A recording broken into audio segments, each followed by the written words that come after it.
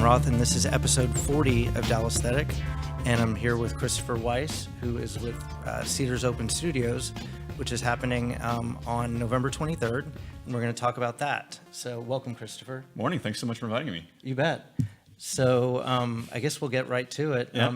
Well, where's the Cedars? I know, but not everyone else does. Right. Well, the Cedars actually is an old neighborhood of Dallas, one of the oldest.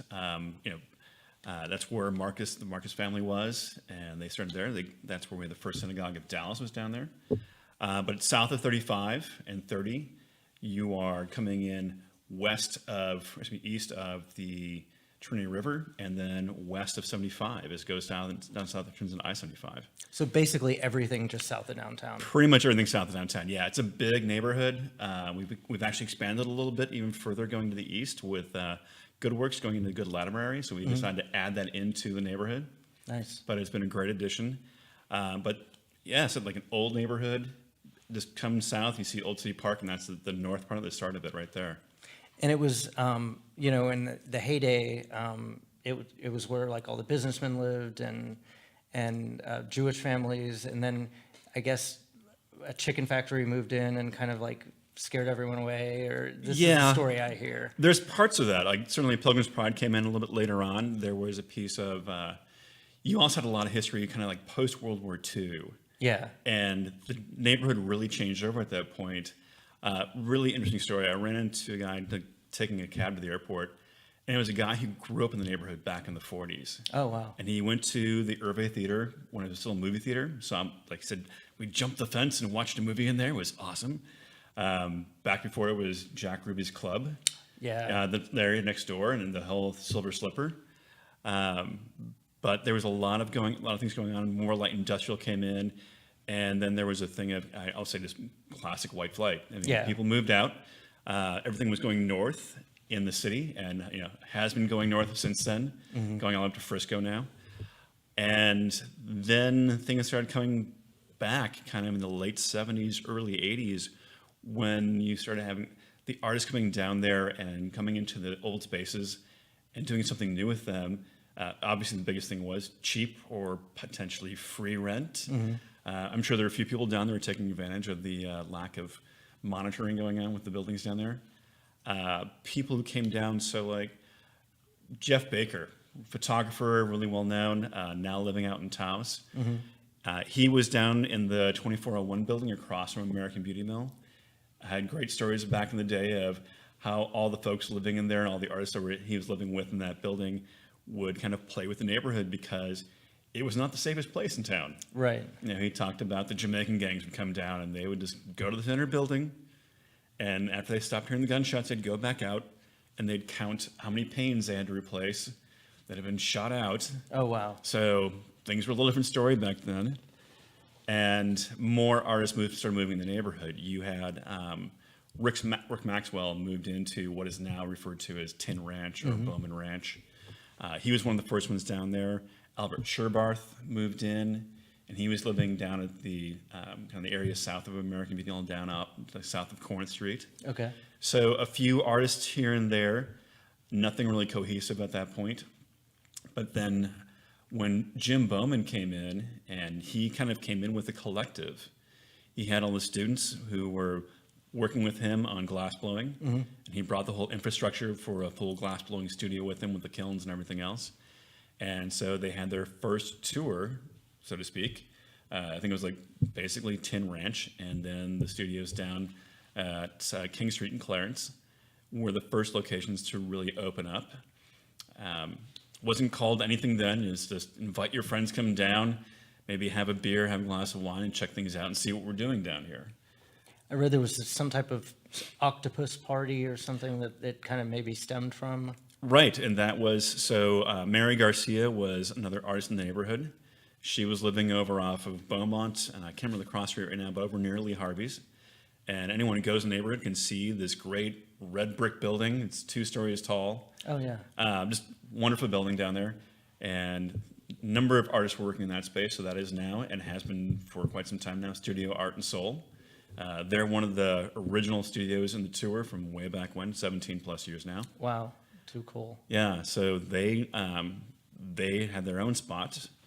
but that's been one of the first ones added in after Jim and everyone else started the tour. But that was kind of the origin of the tour itself. And it was a little bit more, a little more fun in some ways, where it was a little more off the cuff, and it had things like hay rides. But we know how people are with the unscripted hay rides that maybe don't have the fences up and aren't quite as secure as they should be, Right. quite as safe. Yeah. Who knows who's driving? Hey. Yeah. Exactly. No names will be given. And but that was the really kind of thing of how we got people, how I should say they got people around and got that thing started. It's so cool. It's a neighborhood that was revitalized through artists, and 20 years later, the artists are still there. Yeah, it's kind of amazing that that's been something we've been able to keep. And that's one of the things the studio tour is about, and everything else we're doing, was to keep it possible for the artists to stay in the neighborhood. I mean, the classic gentrification is you open up, you make the space cool, everybody wants to come down, and then you can't afford to live there anymore. Yeah. Fortunately, the Cedars has kind of kept its gritty edge, which has helped slow that down. Right. But also given people time to appreciate all what's going on with the arts in the neighborhood. I think of the things of what studios have opened up. I mean, certainly Row 2 Arts, the MAC. We now have more galleries in the neighborhood, more studios in the neighborhood than we've had before. So we now have more artists living down, working in the neighborhood than we did before, which is kind of the reverse of what you expect. Yeah, yeah. And you guys are working pretty much all year round on Cedars Open Studios, right? Right, on the Cedars in general. Yeah. We sort of expanding the programming out. Cedars Open Studios Tour is great. It's a huge event, one day, and we'll talk about maybe expanding that later on, doing more with that. Yeah. But we wanted to keep the Cedars in mind for people, that there's always something going on down here. And that this is a neighborhood where you come to where the artists live and artists work. And this isn't just a stable of galleries and that's it. There's Yeah. a lot more dynamic, and it's a lot more organic, which is the really cool part about it. And we've had a couple of locations that have been turned over from old houses, and now they're galleries. You came into the old bar down there, the Pastime. That's great history there on that as well. And then the artists from the Cotton Gin have moved over to 1808. That's in Good Works, which is again that place off Good Latimer. That's awesome. Yeah, fantastic. I felt like we were very fortunate that they chose to come into the neighborhood. Yeah. And that brought so much more as well. And this is their first year on the tour. So I think anyone coming down, that's a great location to go check out and see everyone there, especially if they're familiar with the Cotton Gin. Yeah. They can see where a number of the artists have gone and moved to, as well as some of them going over to the Tin Ranch / Bowman Ranch space, and then a couple of the places throughout the neighborhood. Yeah, there was a lot of concern that they wouldn't find any place. Right, and just be kind of spread to the wind. Yeah. And we've been fortunate to bring a majority of them to the Cedars neighborhood. That's great. And I think they knew some of the history, knew some of the artists down here, and that really helped bring them over. Can the tour be accomplished in a day, would you say? As far as going to all the locations, Yeah. no chance. No chance. No chance in heck. We're over 120 artists now, which, and if you want to spend some time there, I would say look at the map, look at the website, see who's there, go to that, and then go to see who's around them. Yeah. And that's one of the things. We have these great anchor locations spread out throughout the neighborhood. South side of Lamar, we have the artist quarter downstairs.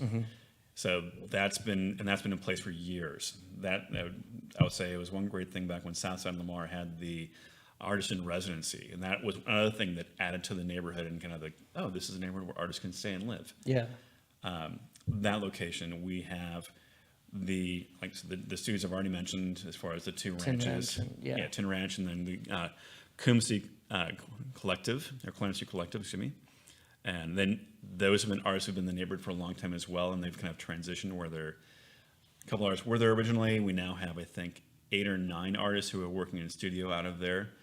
Albert moved over there for his studio part. We also have Joshua King moved over there when he was originally a neighbor at American Beauty Mill, moved across the street and working out of that space, and still studioing out of that space. Cool. So great area over there.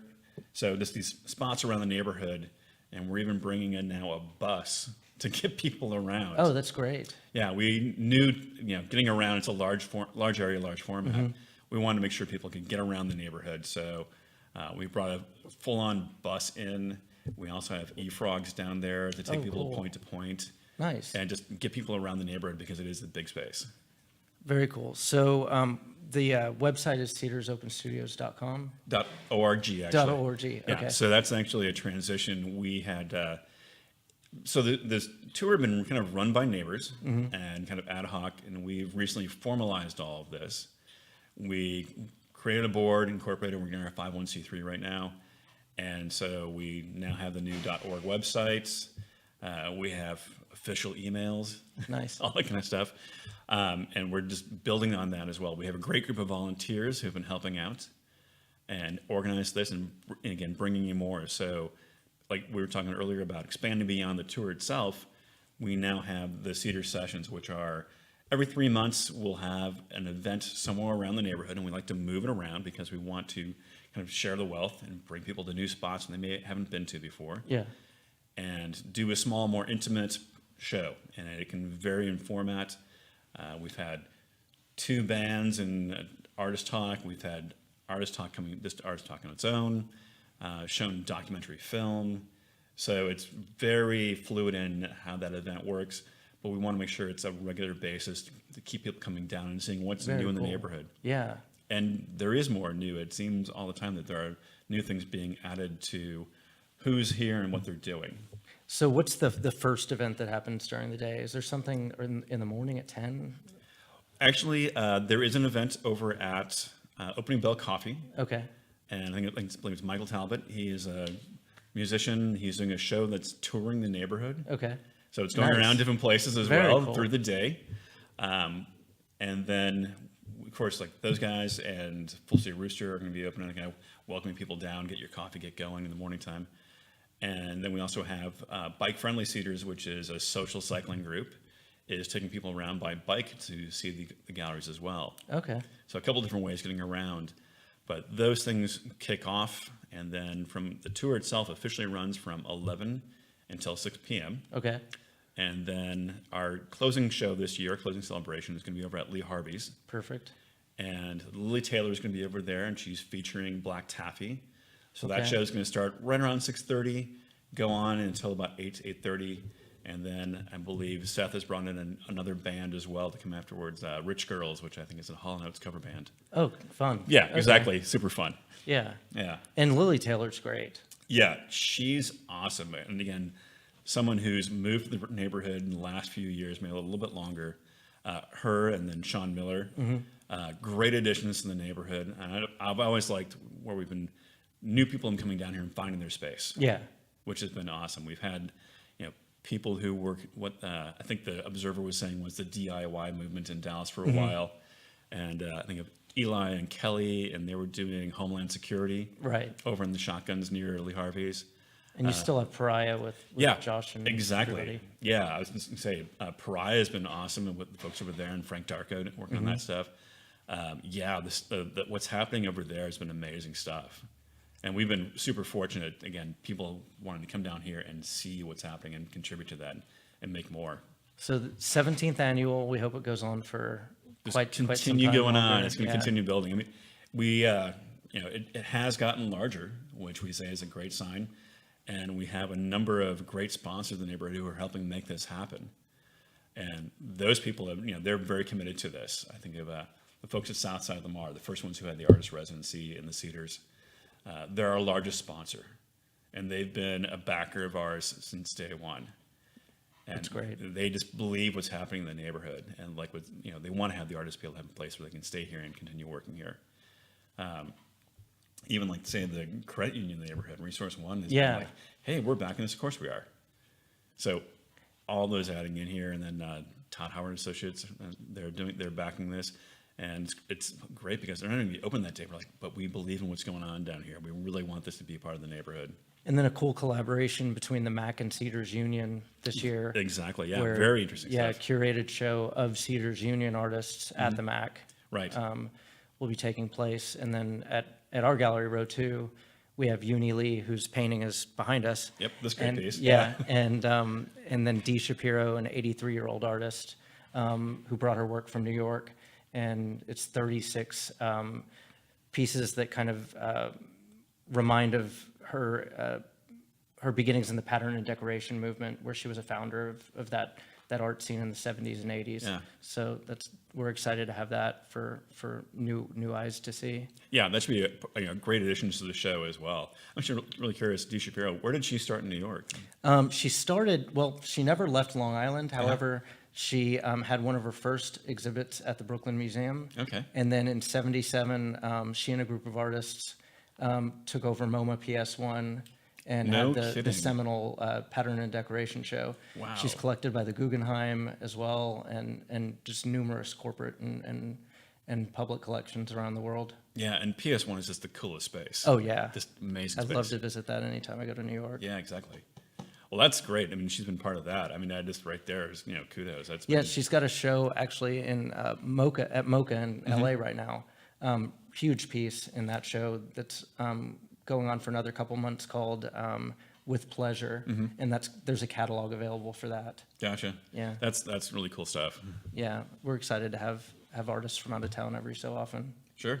I mean, it brings in, introduces them to people again who haven't seen them. Exactly. Yeah, and then the history with them. I'm always very, very fascinated on the history of the artist and what they've been doing and where they've been doing it. Yeah. Yeah. So she's been working in her studio at home in Great Neck, and at the beginning that was kind of like shunned upon. She would do a visit at a gallery and bring her portfolio, and they'd say, "Where's your studio?" She'd say, "It's on Long Island." They go, "Oh, never mind." Yeah, it's kind of the Frisco of New York. Yeah, exactly. Exactly. Yeah, I understand that. I'm originally from Minneapolis, and we have the same kind of thing. It's like, oh, Eden Prairie. Oh. Yeah. So we've had some pictures on the slideshow. I think he went through. Yeah, and what we're seeing right now, the poster just came up. So Glenn Cartier was the person who did the poster for us this year, but There's this Ken awesome- Kraft. Yeah, Ken. So Ken just on his own standalone. He's been on the tour for a few years now. And we really like his stuff for certain. Cute dog. Yeah. That's Carol Swinson Roberts. She's over at Tin Ranch. That's Dee Shapiro's work. Right, the large piece. Yeah. That's awesome. Let's see. Actually, that go one ahead. was hard to get with this format. Yeah. Well, it's interesting. Dee Shapiro reminds me of some work over at Cedars Union. I'm trying to think about. I think her name's Laura, but some very interesting map work. Oh, I think we've got one of those. Oh, really? Those coming are, up. yeah, that's cool. And this is the show at the MAC Hyperlocal. Right. Featuring the Cedars Union artists and a couple images from there. Jeremy Biggers there, and I think it's Riley and Laura over there. and Riley was the larger painting. Right. Don't know all of these. Well, with 120 plus I think artists, this is the artist you were talking about. that is the Laura. artist. Yeah, she did a show for us. Our last Cedar Sessions was over there at Cedars Union. So, Cool. yeah. Great place. Awesome place. So this picture here is actually from the documentary The Dressmaker. That's Margarita and Mark Birnbaum. So Mark is a longtime documentarian living over at Southside Lamar and Margarita, and he did that work to bring a new documentary out. I believe it's December or early next year. Oh, cool. Yeah, so that's that picture. And this is Rick Maxwell. And I think that's him again, possibly. That's Glenn Yes, Gautier. Glenn Gautier, yeah. So again, the person who made the work for our poster this year. Wow, that looks amazing. Yep. Is that Albert Scherbarth? I don't think that is. No? No. Okay. Albert's going to be more in the metalwork. And And there's Lily, yes. And again, she's awesome. It's just great shows, and she'll be the closing show there. And then anyone that hasn't been to Lee Harvey's just has to go and experience. Well, of course, it's part of the Dallas experience. And really, it's so Cedars as Yes, well. very much so. I do appreciate when people say, "Oh, I feel like I'm not in Dallas." Like, no, you are. This is in Dallas. Yeah. Appreciate that. Yeah, totally. And just the other things around. I think it's one thing that people have been adding to and building off of that. I mean, so Seth opened that place in 2003. I think most of Dallas found it around, say, 2007, 2008. Yeah. And started coming down. It's like, well, there goes our Friday nights. But Right. Yeah. but great things are brought down with that, and just the things surrounding that as well. Oh, totally. That whole neighborhood's really vibrant. Yeah, wonderful place. So any parting thoughts about this year's studio? Well, I think just people come down and, take a look at the website. So again, cedarsopenstudios.org. Come take a look at that, see the artists on there, find out where they are on the map, start with those points, and then go around there and find something new. Okay. And that's one thing I think it's kind of fun with. Go to those places you want to go, hit that so you don't miss that. Because again, you can't do the entire thing in one day. But then just go right around the corner. There's going to be somebody right there. And you'll talk to people. What did you see? And yes, you'll get all that. Yeah. There will be interactive pieces going on throughout the day. Oh, good. So just different locations, and we have those on the map. There's, I think, 6 or 7 of those going on throughout the day on that. So also kind of fun where you can bring the kids down, and it's a kid-friendly event too. Oh, great. That's awesome. So sometimes families are like, oh, I don't know. No, please bring them down. It's very kid-friendly on that Terrific. part. And there's just going to be so much going on. I mean, it is a thing if you get a chance to kind of discover something new, talk with the artists, see them in their space, see who's new, see who's been here for a while, and kind of get their stories. Because again, the stories make it really fun. Yeah, studio visits are great. I mean, it's so rare that you get that opportunity. Right. Being able to go in there and see them do the work or see how they're working on it. Yeah. And the works in the background, Yes. that maybe they weren't even planning on talking about. It's all kind of open for discussion. Right. That discovery part. That's what I find really fun. Even the time working on it, you get very little time to actually go see it. Yeah. But there's always that discovery you find. You just happen to see like, oh, what is that over there? And there's always a conversation with that. Totally. So yeah, a lot of fun with it, with just going through the day and interact with the artists. This is a fun time with them. This is kind of like Christmas for them in a way because everyone gets to open up. They try and get around and see each other's work as well when they haven't, so they hadn't had a chance to do before because not everything's been brought out and put out in the open. And it's just something I don't think you're going to see this scale of 120 plus artists anywhere else in the neighborhood in Dallas. No, I don't think so. Not like this. Yeah. Well, I'll be at the gallery most of the day, but I'm Right. going to do my best to make it around. There's a lot I haven't seen. Yep. So I'm really looking forward to it. Yeah. And I hope that people watching this will definitely join us. So. As well, please, come down, see the neighborhood. There's going to be a lot. You're going to be surprised when you first come down because you're like, people live here? Yes, they do. Yeah. All those industrial spaces you Yeah. see, that's where people live. Yeah, people live great. Yeah, we used to joke that when we invited people down, if you think you're in the wrong neighborhood, you're in the right place. Exactly. Oh, totally. This is where you're going to find those things and discover it. Yeah. Yeah, it's awesome. Well, we want to welcome you to the Cedars in just a little over a week, and Right. That's it for today. Thank you. Oh no, thank you very much. Appreciate Yeah. it. Appreciate the time. Absolutely.